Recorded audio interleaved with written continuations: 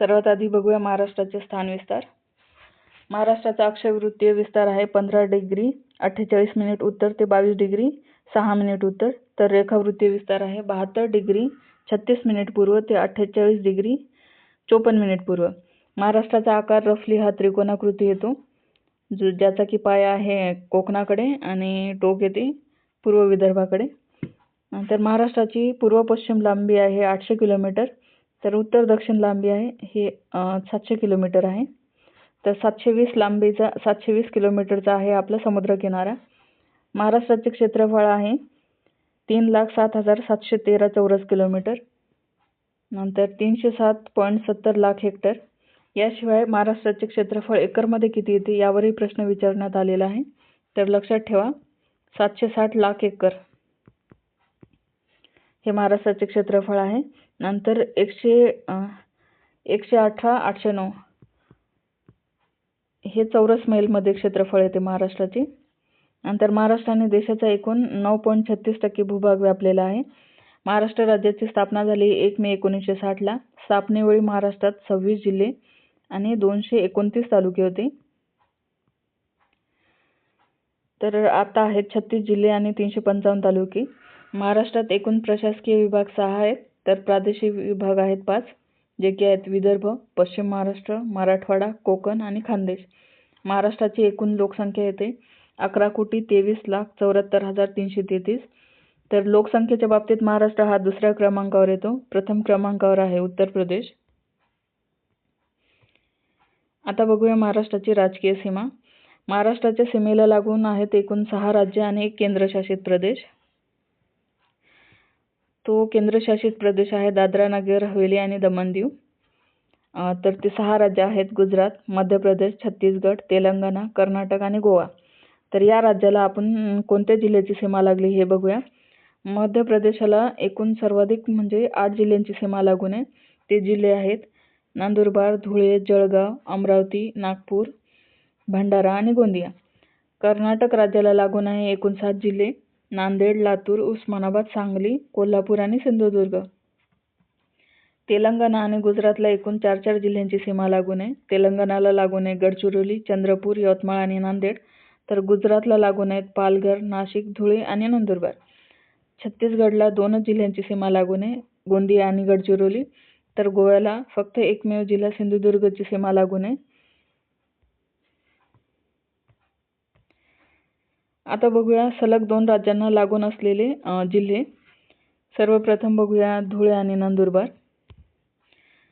धुळे आणि नंदुरबारला 2 राज्यांची सीमा लागून आहे, गुजरात आणि मध्य प्रदेश। नंतर गोंदियाला लागून आहे मध्य प्रदेश आणि छत्तीसगड राज्याची सीमा, तर गडचिरोलीला लागून आहे तेलंगणा आणि छत्तीसगड राज्याची सीमा। नांदेडला लागून आहे कर्नाटक आणि तेलंगणा राज्याची सीमा, तर सिंधुदुर्गला कर्नाटक आणि गोवा या राज्याची सीमा लागते। तर पालघरला दादरा नगर हवेली दमण दीव हा एक केंद्रशासित प्रदेश आणि गुजरात या राज्याची सीमा लागून आहे। आता बघूया महाराष्ट्रातील जिल्ह्यांची पुनर्रचना, म्हणजे की जिल्हे कधी तयार झाले, त्याचे निर्मिती वर्ष आणि तो कोणत्या मूळ जिल्ह्यातून विभाजन होऊन तयार झालाय ते बघूया। 1 मे 1981 रोजी सिंधुदुर्ग आणि जालना या 2 जिल्ह्यांची निर्मिती झाली। सिंधुदुर्ग जिल्हा तयार झाला रत्नागिरीमधून, तर जालना झाला औरंगाबादमधून। नंतर 16 ऑगस्ट 1982 ला तयार झालाय लातूर जिल्हा, जो झालाय उस्मानाबाद जिल्ह्यातून। नंतर 26 ऑगस्ट 1982 ला तयार झालाय गडचिरोली जिल्हा, तो निघालाय चंद्रपूर जिल्ह्यातून। 4 ऑक्टोबर 1990 ला मुंबई उपनगर हा जिल्हा तयार झाला, मुंबई शहरातून वेगळा करून। नंतर 1 जुलै 1998 ला 2 जिल्हे तयार झाले, वाशिम आणि नंदुरबार।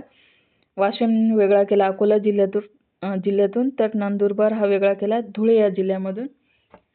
नंतर 1 मे 1999 ला पुन्हा 2 जिल्ह्यांची निर्मिती करण्यात आली। हिंगोली वेगळा केला परभणीमधून, तर गोंदिया वेगळा केला भंडारा या जिल्ह्यातून। नंतर आता रिसेंटचा जिल्हा 1 ऑगस्ट 2014 ला तयार करण्यात आला, तो आहे पालघर, जो की वेगळा केला ठाणे या जिल्ह्यामधून। आता बघूया महाराष्ट्राचे प्रशासकीय विभाग। महाराष्ट्रात एकूण 6 प्रशासकीय विभाग आहेत, औरंगाबाद, नागपूर, पुणे, अमरावती, नाशिक आणि कोकण। तर औरंगाबादमध्ये एकूण आहेत 8 जिल्हे, औरंगाबाद, नांदेड, लातूर, हिंगोली, परभणी, जालना, बीड आणि उस्मानाबाद. नागपूरमध्ये एकूण आहेत 6 जिल्हे. नागपूर, भंडारा, गोंदिया, चंद्रपूर, गडचिरोली आणि वर्धा. पुणे, अमरावती आणि नाशिक यामध्ये एकूण 5 जिल्हे आहेत. तर पुण्यामधील जिल्हे आहेत पुणे, सातारा, सांगली, कोल्हापूर आणि सोलापूर.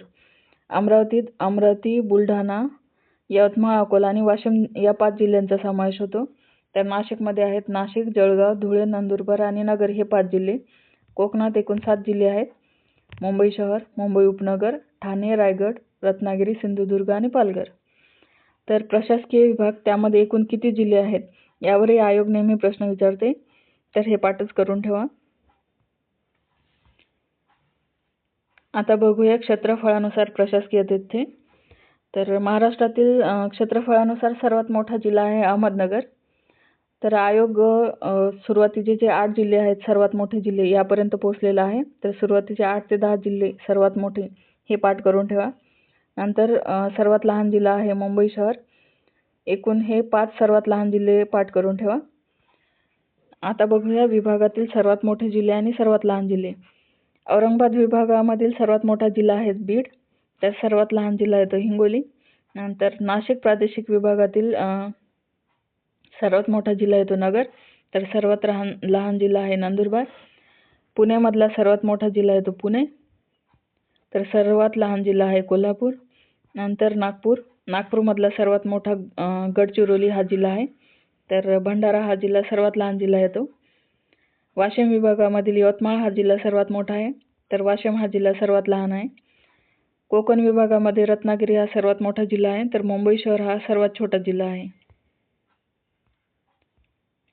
आता बघूया महाराष्ट्रातील सर्वात उत्तरेकडील आणि दक्षिणेकडील तालुके. यावर जुन्नर तालुक्यावर आयोगाने प्रश्न विचारलाय. तर इतरही तालुके पाठ करून ठेवा. औरंगाबाद विभागात सर्वात उत्तरेकडील तालुका आहे सिल्लोड. तर सर्वात दक्षिणेकडील तालुका आहे उमरगा. नंतर नाशिक विभागात येतो सर्वात उत्तरेकडील तालुका धडगाव. तर सर्वात दक्षिणेकडील तालुका कर्जत. पुण्यामध्ये सर्वात उत्तरेकडील तालुका आहे जुन्नर. तर सर्वात दक्षिणेकडील तालुका येतो चंदगड. नागपूरमध्ये सर्वात उत्तरेकडील तालुका रामटेक आहे. तर सर्वात दक्षिणेकडील सिरोंचा तालुका येतो. नंतर अमरावतीमध्ये चिखलदरा हा सर्वात उत्तरेला आहे. तर दक्षिणेला आहे उमरखेड. नंतर कोकण विभागात आहे उत्तरेला तलासरी. तर दक्षिणेला येतो दोडामार्ग हा तालुका. आता बघूया महाराष्ट्राचे प्रादेशिक विभाग. महाराष्ट्रात एकूण 5 प्रादेशिक विभाग आहेत. विदर्भ, पश्चिम महाराष्ट्र, मराठवाडा, कोकण आणि खानदेश. क्षेत्रफळानुसार यांचा असाच क्रम लागतो. तर यातील जिल्हे आणि तालुके बघूया. विदर्भ जो की क्षेत्रफळाने सर्वात मोठा आहे. त्यामध्ये आहे 11 जिल्हे आणि 120 तालुके. नंतर दुसऱ्या क्रमांकावर येते पश्चिम महाराष्ट्र. यात एकूण 7 जिल्हे आणि 87 तालुके आहेत. तिसऱ्या क्रमांकावर आहे मराठवाडा, ज्यामध्ये एकूण 8 जिल्हे आणि 76 तालुके आहेत. कोकण आहे चौथ्या क्रमांकावर. तर त्यात आहेत 7 जिल्हे आणि 50 तालुके. तर खानदेश हे सर्वात शेवटचा सर्वात छोटा प्रादेशिक विभाग आहे. यामध्ये फक्त 3च जिल्हे आहेत आणि 25 तालुके आहेत.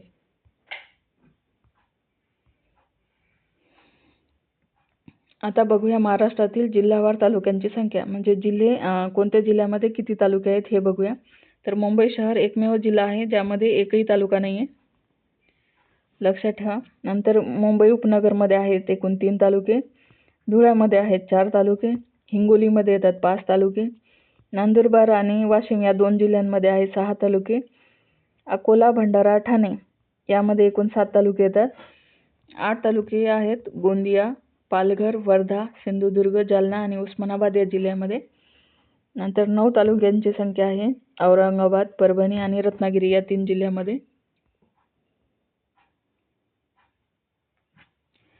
नंतर 10 तालुके आहेत लातूर आणि सांगली या 2 जिल्ह्यामध्ये.